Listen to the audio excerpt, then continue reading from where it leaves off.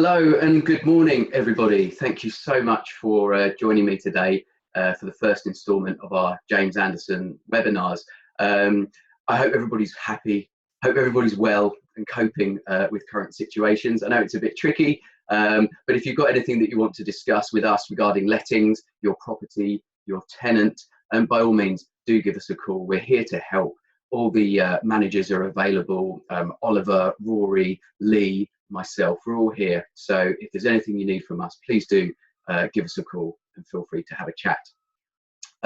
Obviously today we're going to be talking about EPCs and the minimum energy efficiency standards. It's quite a simple subject. I'll try and make it straightforward for everybody, and it'll be fairly brief, informative.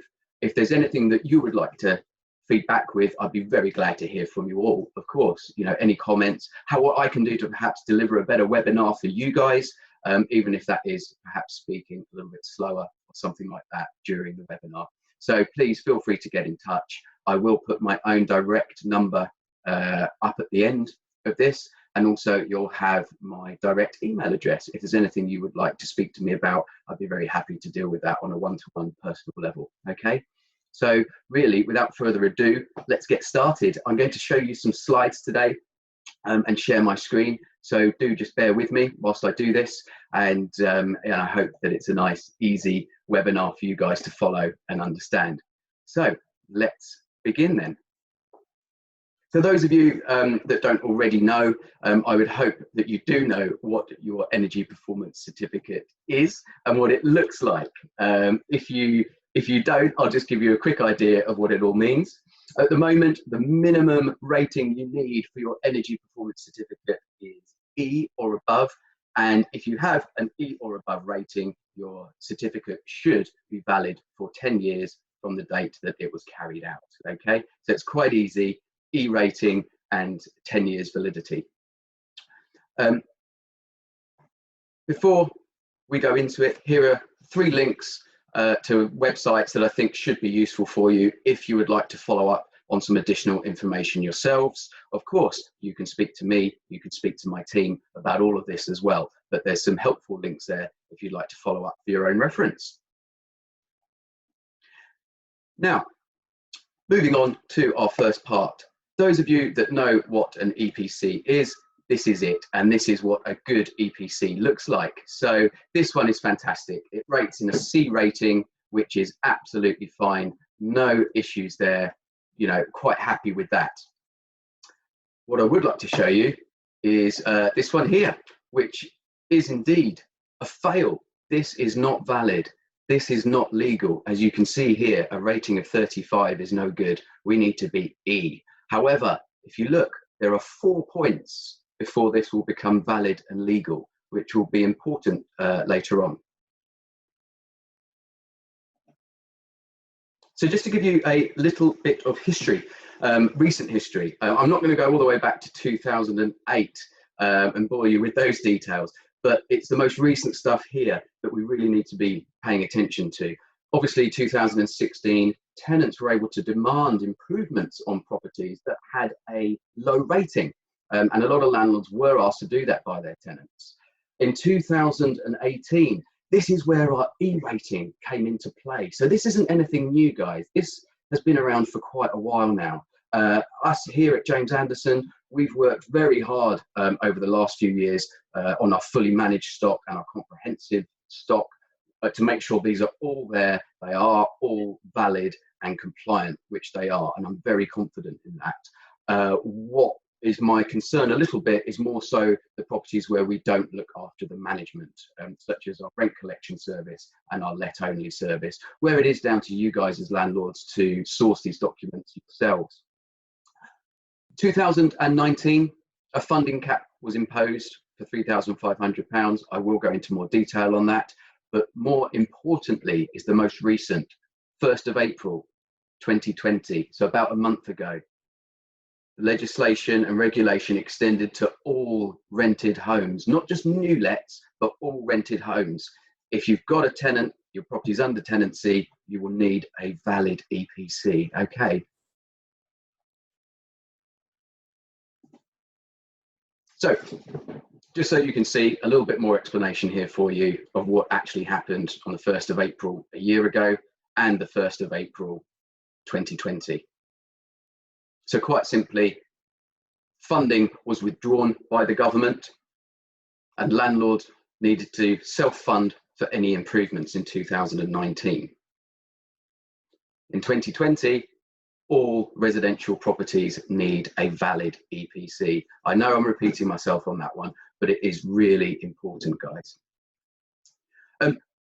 I guess at this stage, you might be thinking, okay, this is great, but if I haven't got an EPC, and quite clearly here, the 1st of April 2020, that was a few days after lockdown was imposed on all of us. So how do we work around this? How is this going to happen during lockdown? Well, the government have said that EPCs, wherever possible, still need to go ahead and be renewed.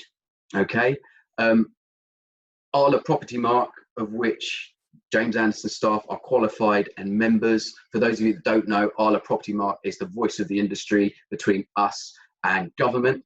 They did try and ask government to postpone rolling this out for obvious reasons. However, the government weren't prepared to do that on the basis that this has been coming for about 6 years, and they believe that landlords have had a long time to prepare for this, and therefore it has been rolled out, which is why I wanted to make contact with all of you, because if you haven't got an EPC, you really need to do something about it, or call us, talk to us, and we will do something about it for you. Okay, so what if you haven't got an EPC? All right, like I said, if you're a fully managed landlord of James Anderson, probably not much to worry about, really. You could probably relax. But if you don't have an EPC, there are implications, of course. So the first one, which is pretty obvious, it's illegal to market for rent or for sale. You won't even be able to get your property out there and on the market doing viewings to even facilitate getting people through the door and agreeing a deal. It's just not going to happen. No self-respecting agent will allow that either. During your tenancy, if your EPC has expired, in order to renew that tenancy, you've got to have a valid EPC. Otherwise, you can't legally renew your tenancy. And regaining possession of your property, if you want to move back in, or if you just need the tenant to vacate for whatever reason, if you do not have a valid EPC, you will not be able to serve a Section 21 notice, which is the notice that asks your tenant to vacate. It will be deemed invalid by the courts. And if you do try and serve it, then I imagine that you'll end up with your tenant in there for a little bit longer whilst EPC is sought and notice is reserved. So it's really important that you have a valid EPC, guys. Okay. So I hope all of this so far is quite clear and simple. You might be thinking, oh, if I've got a problem with my EPC and it is an F rated, for example, like the EPC we saw earlier that was a fail, it needed to be 39 points, it only had 35. What are we going to do? How are we going to improve that? There is a very simple way, especially where there's a very low number of points between passing and failing. In this example that we saw earlier, where there's only 4 points, a reassessment of the property by an assessor may well be enough to get that figure up for you. So it's certainly worth inquiring about before you go spending any money on the property. I have seen it on many EPCs that failed previously, have now managed to creep themselves into the E-rated and therefore are legal and perfectly acceptable. So you might need to spend some money, hopefully not. However, if you do need to spend money, then there might be ways that you can reduce that cost. So let me just explain. There might be some exemptions available. Now, we've already mentioned that the no upfront cost to landlords has been scrapped last year. That doesn't exist anymore, okay? However, there are still organizations out there that are offering finance, from a more private equity point of view. I believe there is still a Green Deal finance plan out there. There is also your own energy company. Your utility companies may well offer a service of improvement works at home to improve the energy performance. And also there is still your local authority. They may be able to give you a grant for home improvements as well. So please do investigate those if you think that you're going to need to do some work on your property to keep yourself compliant and legal, okay? Anybody that did have a no upfront cost exemption, this expired on the 31st of March this year. So if you did have an exemption, do double check that. You're probably going to need to readdress that. You might need to spend some money. You might be able to re-register your exemption. Now, the 3,500 cap on improvement works. Now, this isn't necessarily a maximum spend or a total spend. This is a cost cap for landlords, okay?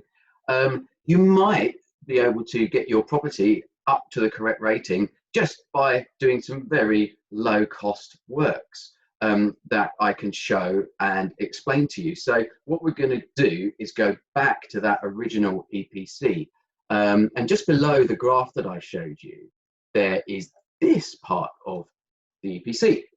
So there are 3 points on here where, as a landlord, you could potentially improve this particular home. If you look at points number 2 and 3, the low energy lighting and the heating controls, they're a lot cheaper than number 1, which is the wall insulation. So if I was a landlord and I wanted to improve my property by 4 points, what I would do is go for number 2 first off, change the light bulbs for low energy, fairly low cost, and then I'd probably go for the radiator valves. So what we're looking at here is probably just shy of maybe £500, it could be lower, and that might be enough just to get you into that E category, using this particular one as an example. Now, obviously on here, you can see that there is a high cost for the wall insulation, which is over 3,500. So let's say you carried out parts 2 and 3, but still you didn't meet the grade. Don't worry, you may not have to spend £3,500, because what you could apply for is a high cost exemption. And quite simply what that means is where you have carried out works already, but further works would take you beyond that 3,500 cap. You can submit that and submit to the PRS, the private rental sector, for exemption. Okay, if you want some more information on that, then please feel free to email me or call me and I can explain that further. But obviously, if the work that needed to be carried out exceeds 3,500, you could be eligible for an exemption there. Okay, in order to do that, you will need to supply 3 separate quotes from 3 separate contractors demonstrating how much that work will cost. Okay, again, if you want some extra information on this, feel free to email me, feel free to call me, and I will talk you through it on a one-to-one basis. Okay, either way, you've got to have some evidence of what you've done already, the works you have carried out, etc. But be aware the 3,500 is indeed a cap, and it includes the VAT as well. All right, so just bear that in mind. Now, of course, if you realise that you don't have an EPC and you're going to find it hard to find someone to go in and do work during COVID-19, which is understandable, you're going to need to make a record of every effort that you've made to get this organised. Like I said earlier, I don't think the government are going to look too kindly on it. We've had 6 years to get it organised, but if you do need to do something, keep a very clear record of everything that you're doing, phone calls, emails, and every effort you've made to get this organised. Because if the authorities do come looking, you need to be able to defend yourself in that way. So if unfortunately you are caught out and you don't have a valid EPC, the fines are £5,000 per property. So if you are a multi-landlord and it has slipped the net on more than one property, you could potentially be looking at quite a heavy fine, which we don't want to happen. With that, you are likely to get a compliance notice from the local authority. And what that is that they will look into the documents for your tenancy, up to possibly 12 months historical information, to see what has happened with other documentation and whether or not this is just a mistake, an error, or whether there is a pattern of non-compliance. And again, those non-compliance notices can stay on the property for up to 12 months. And just to remind you again, it is the landlord homeowner responsibility to have the valid EPC in place for your tenancy. Okay.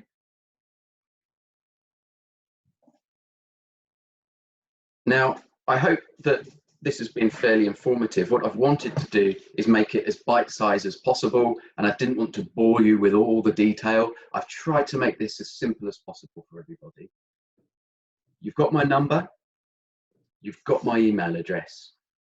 You can link up with us through the James Anderson website. And of course, I know that you're in touch with your branch managers, Oliver in Sheen, Rory in Barnes, and Lee in Putney. So really, from here onwards, please do give us a call if you have any issue whatsoever with your EPC. We're here to help, and you know, we're going to be delivering more webinars for all of you on a weekly basis. So if there's anything you need from me or any of the team, just pick up the phone, drop us an email, and we'll do whatever we can to keep you guys compliant, safe, and keep your tenants happy and safe as well. So yes, I hope to hear from some of you very shortly. And until next time, please stay safe, look after yourselves and your loved ones, and we'll see you soon. Thanks very much. Bye-bye.